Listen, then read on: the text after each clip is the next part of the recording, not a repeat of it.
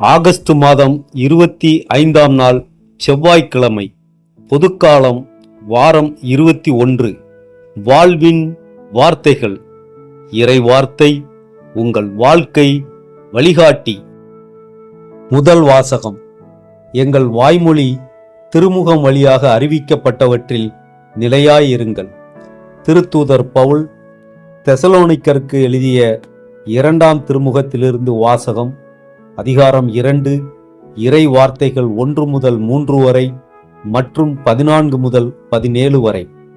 சகோதரர் சகோதரிகளே, நம் ஆண்டவர் இயேசு கிறிஸ்துவின் வருகையை பற்றியும் அவரோடு நாம் ஒன்று கூடுவதை பற்றியும் உங்களுக்கு நாங்கள் கூற விளைவது, ஆண்டவருடைய நாள் வந்துவிட்டது என இறை வாக்காகவோ அருளுரையாகவோ நாங்கள் எழுதிய திருமுகத்தின் செய்தியாகவோ யாராவது சொன்னால் நீங்கள் உடனே மனம் கலங்கி நிலை குலைய வேண்டாம், திகிலுறவும் வேண்டாம்.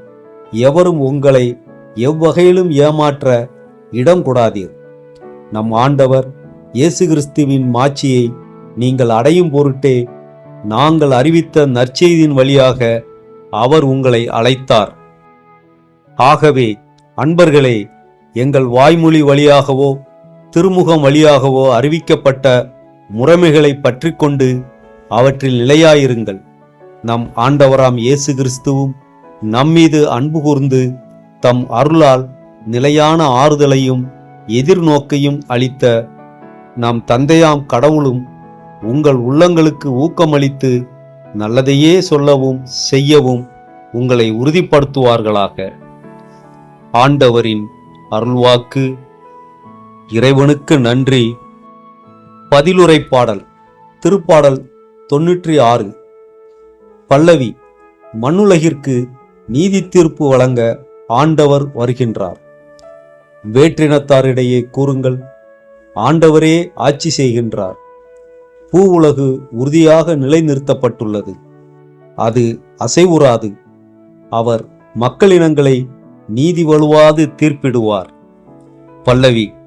மண்ணுலகிற்கு நீதி தீர்ப்பு வழங்க ஆண்டவர் வருகின்றார். விண்ணுலகம் மகிழ்வதாக, மண்ணுலகம் களி கூறுவதாக. கடலும் அதில் நிறைவுள்ளனவும் முழங்கட்டும். வயல்வெளியும் அதில் உள்ள அனைத்தும் களி கூறட்டும். பல்லவி. மண்ணுலகிற்கு நீதி தீர்ப்பு வழங்க ஆண்டவர் வருகின்றார். அப்பொழுது காட்டில் உள்ள அனைத்து மரங்களும் அவர் திருமுன் களிப்புடன் பாடும். ஏனெனில் அவர் வருகின்றார், மண்ணுலகிற்கு நீதி தீர்ப்பு வழங்க வருகின்றார். நில உலகை நீதியுடனும் மக்களினங்களை உண்மையுடனும் அவர் தீர்ப்பிடுவார். பல்லவி.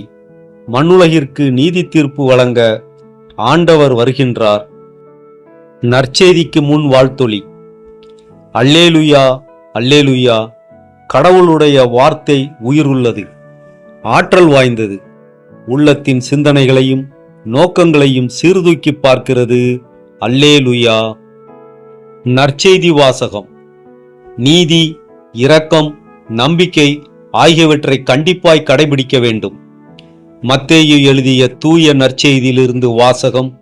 அதிகாரம் 23, இறை வார்த்தைகள் 23 முதல் 26 வரை. அக்காலத்தில் இயேசு கூறியது, வெளிவேடக்கார மறைநூல் அறிஞரே, பரிசேயரே, ஐயோ உங்களுக்கு கேடு! நீங்கள் புதினா, சோம்பு, சீரகம் ஆகியவற்றில் 10ல் 1 பங்கை படைக்கிறீர்கள். ஆனால் திருச்சட்டத்தின் முக்கிய போதனைகளாகிய நீதி, இரக்கம், நம்பிக்கை ஆகியவற்றை கடைபிடிக்காமல் விட்டுவிடுகிறீர்கள். இவற்றை கண்டிப்பாய் கடைபிடிக்க வேண்டும். அவற்றையும் விட்டுவிடக்கூடாது. குருட்டு வழிகாட்டிகளே, நீங்கள் பருகும்போது கொசுவை வடிகட்டி அகற்றுகிறீர்கள், ஆனால் ஒட்டகத்தையோ விழுங்கி விடுகிறீர்கள். வெளிவேடக்கார மறைநூல் அறிஞரே, பரிசேயரே, ஐயோ உங்களுக்கு கேடு! ஏனெனில் நீங்கள் கிண்ணத்தையும் தட்டையும் வெளிப்புறத்தில் தூய்மையாக்குகிறீர்கள், ஆனால் அவற்றின் உட்புறத்தையோ கொள்ளை பொருள்களாலும் தன்னல விருப்புகளாலும் நிரப்புகிறீர்கள். குருட்டு பரிசேயரே, முதலில் கிண்ணத்தின் உட்புறத்தை தூய்மையாக்குங்கள், அப்பொழுது அதன் வெளிப்புறமும் தூய்மையாகும். ஆண்டவரின் அருள்வாக்கு. கிறிஸ்துவுக்கு புகழ். திருப்பாடல் 11 மையமாக கொண்ட ஆழமான தியான ஜெபம். ஆண்டவரே, அகில உலகையும் காக்கும் அடைக்கலப் பாறையே, அடியேன் என் முழு விசுவாசத்தையும் நம்பிக்கையும் உம்மீதே வைக்கிறேன். பறவையைப் போல உன் மலைக்கு ஓடிப்போ என்று உலக மனிதர்களும் பயமுறுத்தும் சூழ்நிலைகளும் எனக்கு ஆலோசனை கூறும்போது நான் அஞ்சாமல் உம்மில் நிலைத்திருக்க அருள் தாரும். உம்மில் அடைக்கலம் புகுந்த ஒரு ஆத்துமா மனித பயத்தினால் பின்வாங்கி ஓட வேண்டியதில்லை என்ற விசுவாச பார்வையை எனக்கு தந்தருளும். இருளின் சக்திகளுக்கும் மறைவான பொல்லாப்புகளுக்கும் எங்களை விலக்கி காத்தருளும் இறைவா. துன்மார்க்கர் வில்லை வளைத்து நேர்மையான இருதயம் கொண்டோரை இருளிலே மறைந்திருந்து எய்யும்படி தங்கள் அம்புகளை நாணேற்றி வைக்கிறார்கள். எங்களுக்கு தெரியாமல் பின்னப்படும் நய வஞ்சக திட்டங்கள், சதி வலைகள் மற்றும் அநீதியான தாக்குதல்களிலிருந்து எங்களை உமது கிருபையின் சிறகுகளுக்குள் மூடிக்கொள்ளும்.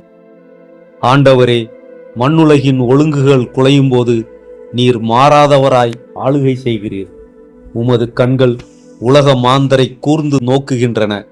உமது இமைகள் மனித குமாரர்களை துருவி ஆராய்கின்றன.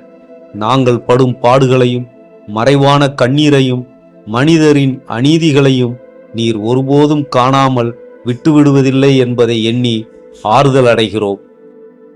ஆண்டவர் நீதியுள்ளவர். அவர் நீதியான செயல்களில் பிரியப்படுகிறார்.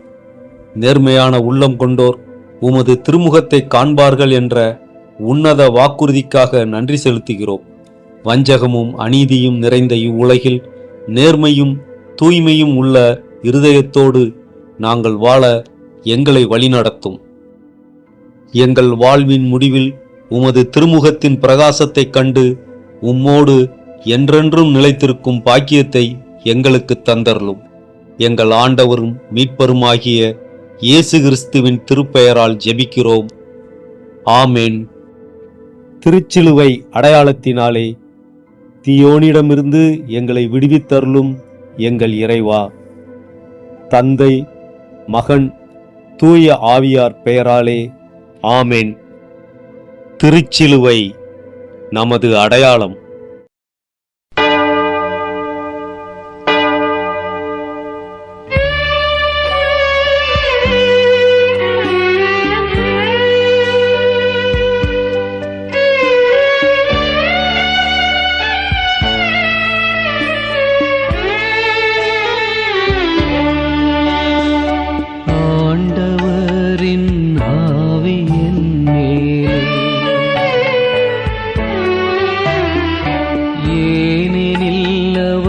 அபிஷேகம் செய்துள்ளார். ஆண்டவரின் ஆவியின் மேலே ஏனெனில் அவர் அபிஷேகம் செய்துள்ளார்.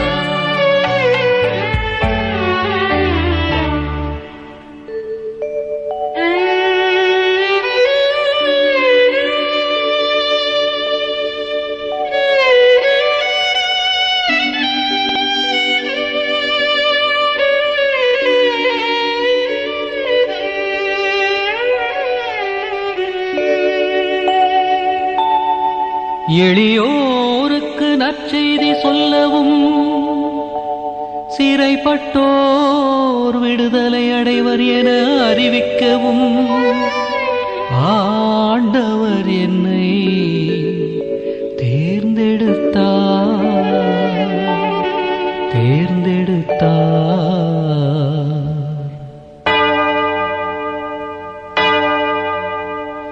உன்னை அன்று அழைத்ததும் நாமே, உரிய பெயரை வைத்ததும் நாமே,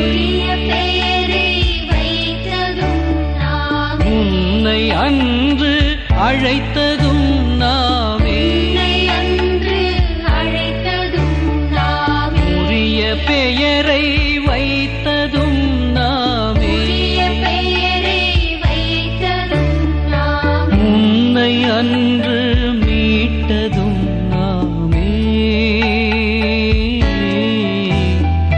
உனது